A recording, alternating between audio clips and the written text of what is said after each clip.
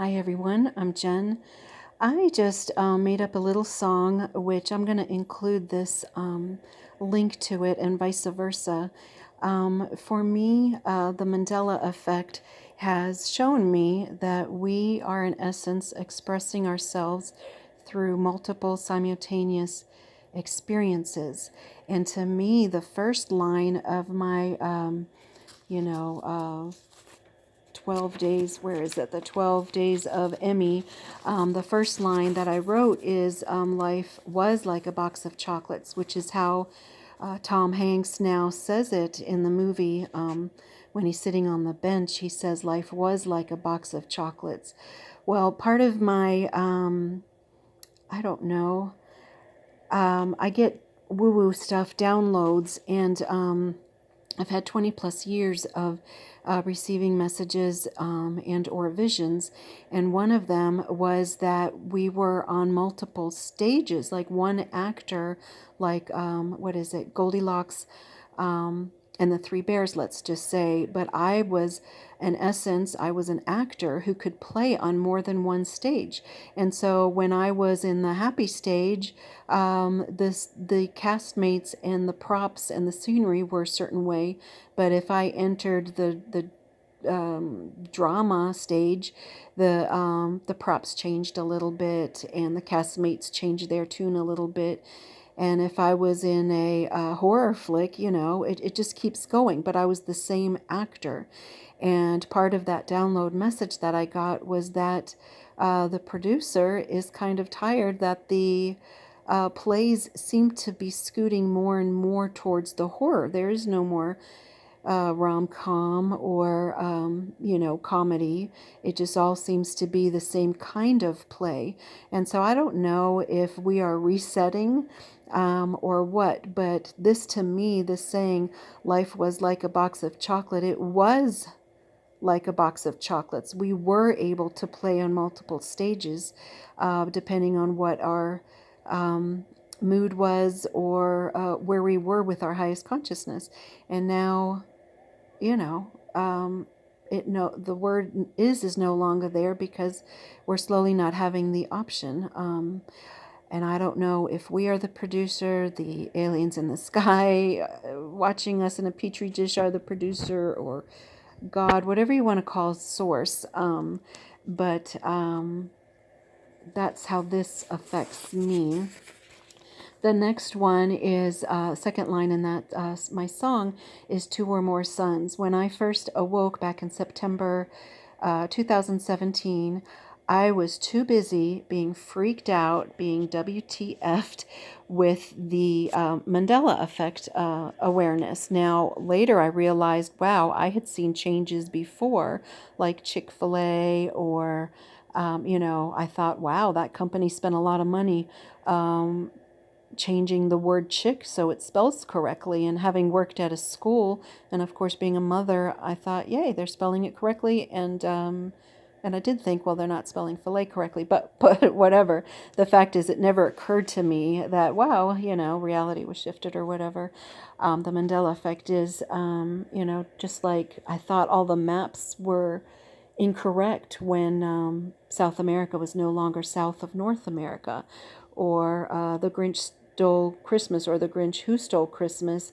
I just thought they relabeled the book when I bought that Dr. Seuss Christmas book for my children, and it's always been How the Grinch Stole Christmas. So when I awoke, I realized, okay, this is real. Then I realized, wow, I already knew about it before, did not have the terminology for it. But then I started coming across these skywatcher videos, and I thought, oh my gosh, they're full of baloney talking about the skies and things in the sky. But I myself have seen more than one, I'll call it light source or sun in the skies.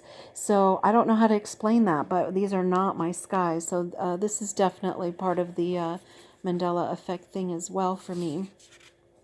The Thinker statue by Rodin is the third line. There's no more fist. For me, he was sitting with his on a stump with his calves and his thighs perpendicular to each other with the feet on the ground. They are slowly been scooting up the stump and changing the angle of his legs. But more importantly, the right hand had a fist on his head. Now, for me, it was on the forehead. I understand that for some people it was on the chin, but whatever, it was a fist. And then over time, he has the same statue has changed to, as always, having been relaxed finger under his chin. And then it switched right elbow on the right knee. For me, switched from right elbow to the left knee now, and with relaxed fingers under the chin. And then the elbow, right elbow, stayed on the left knee, where now it looks like he's eating a knuckle sandwich. Now there have been many variations in between that as well. Of course, the angle of the legs, the feet scooting up, the angle of the back, the muscle tone. My gosh, sometimes he's just kind of like freaky, muscular, like an animal.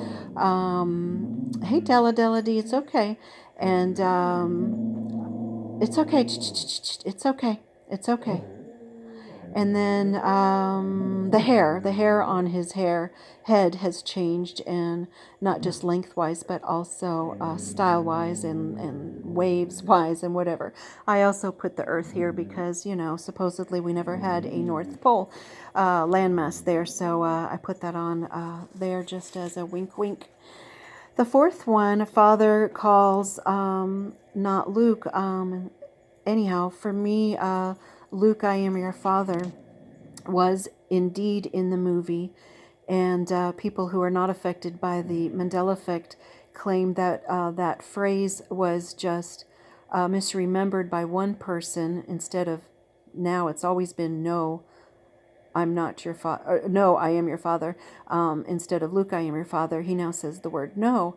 But people who are not affected by the Mandela Effect say that we are just remembering a misremembered phrase that was just said over and over again in print, on mugs, on t-shirts, on posters, and that one misremembered phrase just kind of took off. But I remember it being in the movie. Anyhow, the Berenstain Bears is a children's book. So for 5 stained bears, first of all, for some people, the Berenstain Bears only had 4. I do remember being shocked when there was always a baby. So, or that the baby was there earlier in the series than what I had remembered. But more importantly, the last name never had an A in it at the end at all. For me and a lot of us, and of course I do my little my sheep with the heart on the left side, because that's where we used to say the Pledge of Allegiance. That's where the doctors would look at my heart issues, whatever. The Jackson 5 have 6 members, not 5. I'm not sure why they're called the Jackson 5, but so that is reference to the Jackson 5, which gives homage to people who are alive and then die and then are alive again. Like for me, Nelson Mandela did die in prison, and I saw his funeral on TV, the procession afterwards, and I remember an interview with the TV person interviewed a white police officer saying, how can we be sure he did not die of torture? And the white officer said, oh no, we have not done it for years. And I remember thinking, oh my gosh, how can we trust him given the black-white issue and all the violence and whatever? So, for me, he definitely died. And I remember that because of that interview with the white South African police officer. And then Billy Graham died a few times for me as well. And Koko the gorilla died and came back to life and then died again. So here's a new person that's popped up. The 6th one, I believe his name is Randall. Then for me, I remember, 7, the smile on Mona Lisa, for me, the whole thing about Leonardo da Vinci's painting was that we could not tell whether she was smiling or not. Now, for me, she was not even looking at the audience. For some people, she was not smiling or maybe smiling, also looking at the audience. But no, for me, she was never looking. So now her eyeballs for me are looking at us, and she has an obvious smile. There are many more changes, but, and I remember watching Julia Roberts' movie, Mona Lisa Smile or something, and I thought that was my first realization that she did not look Mona Lisa did not look like how I remember, but I was not aware of the Mandela Effect phenomenon at that time. But it did give me pause to look when I watched her movie. The next one is A Monocle Gone, which references how Mr. Moneybags in The Monopoly Man supposedly never, ever, ever, ever wore a monocle. And that part kind of helps solidify me that artifacts from the past, like old games in your closet that belong to your grandma, that also changes with the Mandela effect. So even those ancient antique Monopoly games no longer have the monocle on the Monopoly Man. And no, I'm not getting confused with the Pringles guy or the peanut guy, whatever. He used to have a monocle. Also, he's carrying a bag, and I'm just making a reference that the dollar sign for me always had two lines going down it. The next one is, I'll just also reference here that, people, I know this is just a logo, but people can change, which one was it? The Jackson 5.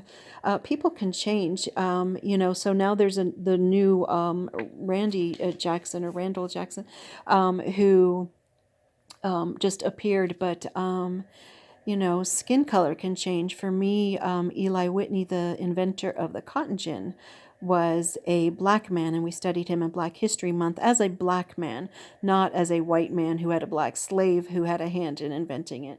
So I myself have seen people morph in front of me, and I think this Mandela Effect thing is way bigger than what we think. Okay, I'm going to run out of storage, so I'll do this quickly. For me, number 9 was that the Marilyn Monroe piercing, that actually exists here. The location above the lip, above the upper lip, on the side, there is a piercing called Marilyn Monroe piercing. But Marilyn Monroe does not have a mole there. I have seen her through many timelines. There used to be one on her cheek. Where did I put it? On her cheek. There used to be one on her chin.